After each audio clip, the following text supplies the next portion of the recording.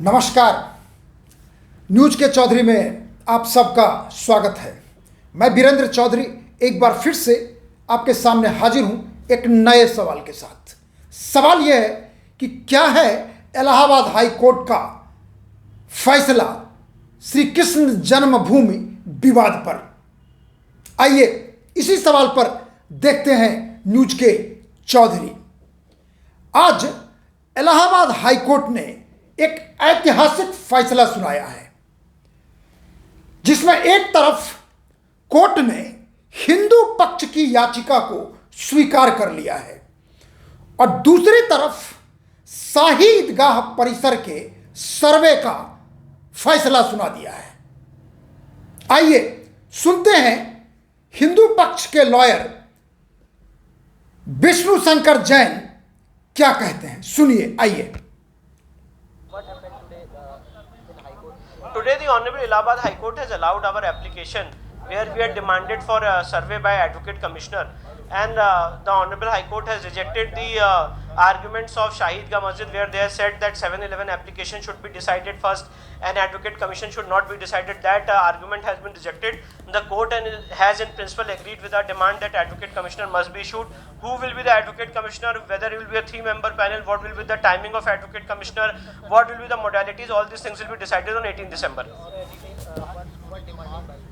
My demand was that in this Shahi Eidgah Masjid there are a lot of signs and symbols of Hindu temple, and to know the actual factual position an Advocate Commissioner panel is required, and therefore the Honorable Court has accepted my application, allowed my application, and this order has been passed today. Yes, it's a very big important landmark judgment by the Honorable Allahabad High Court. Landmark judgment Vishnu Shankar Jain का कहना है। अब सुनिए विश्व हिंदू परिषद के अंतर्राष्ट्रीय अध्यक्ष आलोक कुमार जी ने फैसले के बाद पहला रिएक्शन में क्या कहा, आइए सुनिए। इलाहाबाद उच्च न्यायालय ने मथुरा में, जिसको हम श्री कृष्ण जन्म स्थान मानते हैं, उस शाही ईदगाह के सर्वेक्षण का आदेश दिया है। मैं सोचता हूं कि कोर्ट में जो दो पक्ष जाते हैं, दोनों सत्य की जीत चाहते होंगे। इसलिए मैं नहीं समझ पाया कि मुस्लिम पक्ष को इससे क्या विरोध था। निष्पक्ष लोग, विशेषज्ञ लोग वह सर्वे करेंगे। उस सर्वे में से जो सच सामने आएगा उसको कोर्ट को बताएंगे और कोर्ट को उससे सुविधा होगी कि वो निर्णय दे, न्याय करे। फिर भी इसका विरोध हुआ था। आज कोर्ट ने फैसला किया है। मैं मानता हूं कि सत्य और न्याय के पक्ष का ये फैसला है।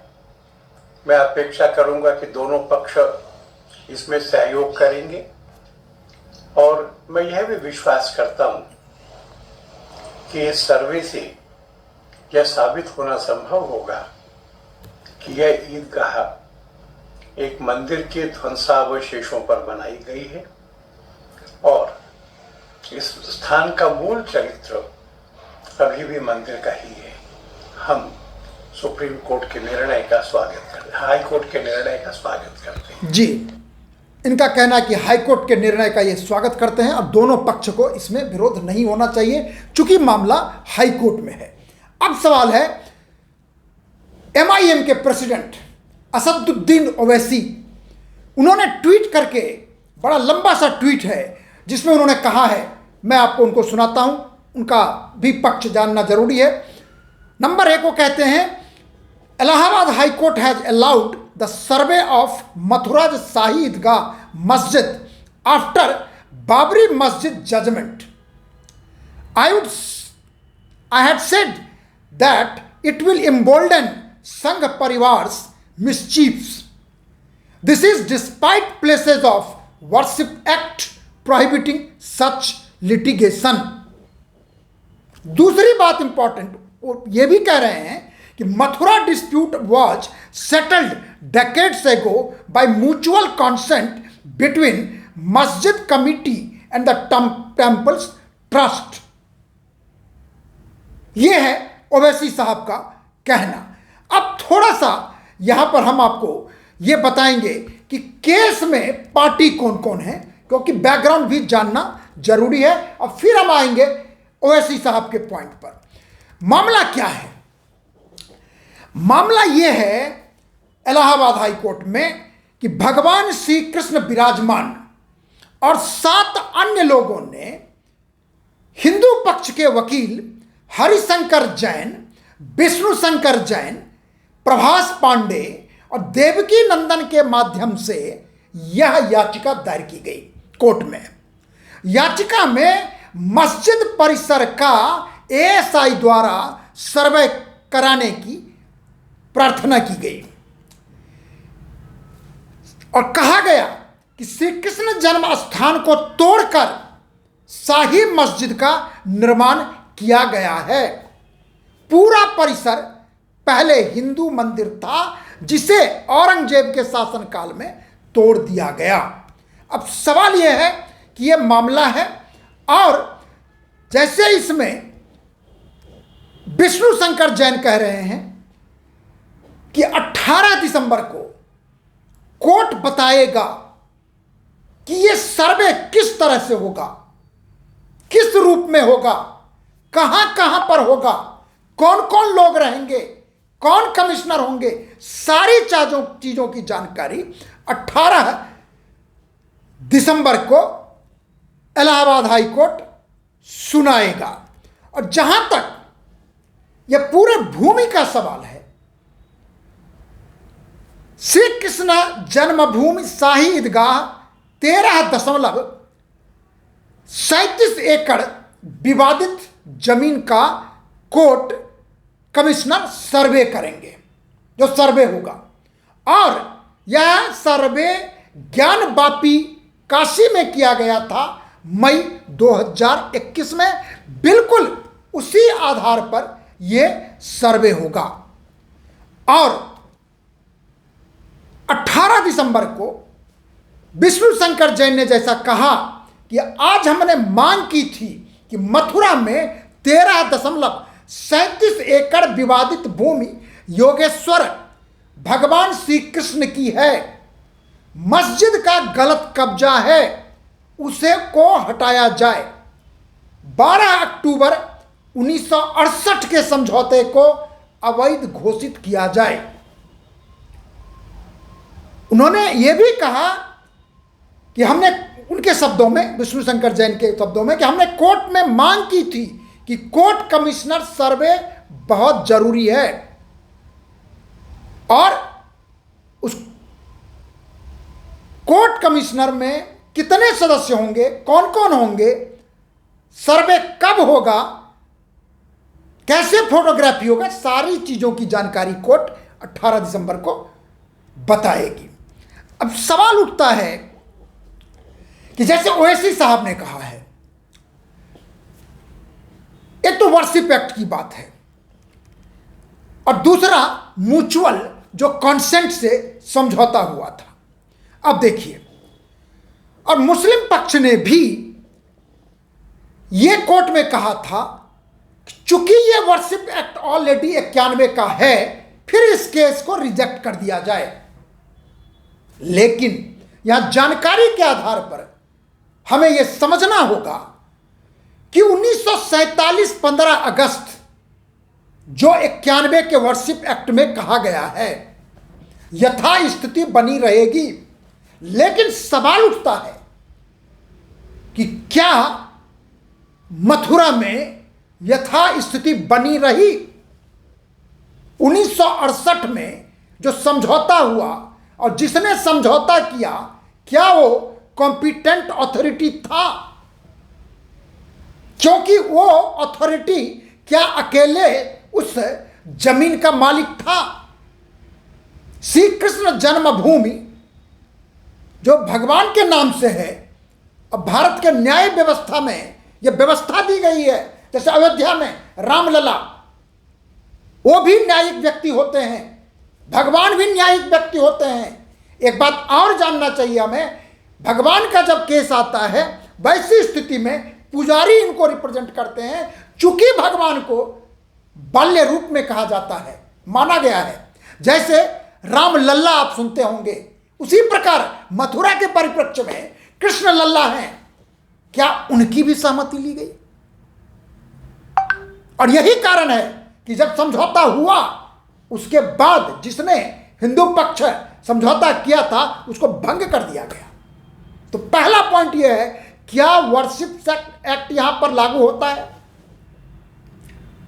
निर्णय कोर्ट को करना है, कोर्ट पर मेरा कोई सवाल नहीं है, लेकिन मेरा सिर्फ इतना कहना है कि 1968 में जब इसके समझौते हुए तो फिर हम कैसे कहेंगे कि 91 इस पर लागू होता है? कैसे लागू होता है? तो सीधा सीधा उल्लंघन हुआ, क्योंकि 1947 से पहले का मंदिर है ये, आज का नहीं है। 1669-70 में औरंगजेब ने तोड़ के बनाया था, उसके प्रमाण है। और ये सर्वे का कारण ही यही है कि सर्वे होगा। अब सोचे कमल का, जैसे जैन ने साहब ने कहा है कि बहुत सारे ऐसे सिंबल हैं जो उस दीवार पर है। एक मस्जिद के दीवार पर कमल का चिन्ह हो और इस तरह के चिन्ह हो तो आप क्या करेंगे? दूसरी बात, समझौते का देखिए क्या है, और देखिए डिटेल में कि कृष्ण जन्म स्थान, श्री कृष्ण जन्म स्थान शाही ईदगाह मामले में 12 अक्टूबर 1968 को एक समझौता हुआ था। श्री कृष्ण जन्मस्थान ट्रस्ट के सहयोगी संगठन श्री कृष्ण जन्मभूमि सेवा संघ और शाही ईदगाह के बीच हुए इस समझौते में 13.37 एकड़ भूमि में से करीब 2.37 एकड़ भूमि शाही ईदगाह के लिए दी गई थी। 2.37, यानी इनके पास बचा 11। हालांकि जो मैंने अभी आपको कहा कि इस समझौते के बाद श्री कृष्ण जन्मभूमि सेवा संघ को भंग कर दिया गया। इस समझौते को हिंदू पक्ष अवैध बताता है। यदि ऐसा होता तो उसको भंग क्यों किया गया? और जब एक ऐसे संगठन ने दस्तखत किया जो कॉम्पिटेंट नहीं है, हिंदू पक्ष का यह कहना है, तो अब सवाल उठता है कि जैसे वहां के आप जैसे फैसला हुआ मथुरा पर, अब देखिए वहां के श्री कृष्ण जन्मभूमि मामले के वादी दिनेश शर्मा ने क्या कहा वो सुनिए। मथुरा में श्री कृष्ण जन्म का भव्य मंदिर था, मुगल शासकों द्वारा अवैध कब्जा किया गया था। कोर्ट ने कहा है कि कोर्ट कमिश्नर परिसर में जाएगा, रिपोर्ट तैयार होने के बाद कोर्ट में प्रस्तुत करेगा। अब वो दिन दूर नहीं जब अयोध्या की तरह मथुरा में भी श्री कृष्ण का भव्य मंदिर होगा। अब ऐसी स्थिति में जब कोर्ट ने यह फैसला दे दिया है तो जैसा विश्व हिंदू परिषद के अध्यक्ष कह रहे हैं कि दोनों पक्ष को उसी प्रकार जैसे अयोध्या के मामले में, चाहे वो काशी ज्ञानवापी मस्जिद का जो मामला है, उसी प्रकार श्री कृष्ण जन्मभूमि जन्मस्थान के मामले में कोर्ट ने जो आदेश दिया है उसको दोनों पक्ष को स्वीकार करना चाहिए, क्योंकि न्यायिक आदेश को हम सब मानते हैं। व्यक्तिगत कोई यहां पर अतिक्रमण नहीं हो रहा है। चूंकि इलाहाबाद हाई कोर्ट में 18 केस थे, मथुरा कोर्ट से सारे केसों को ले जाया गया।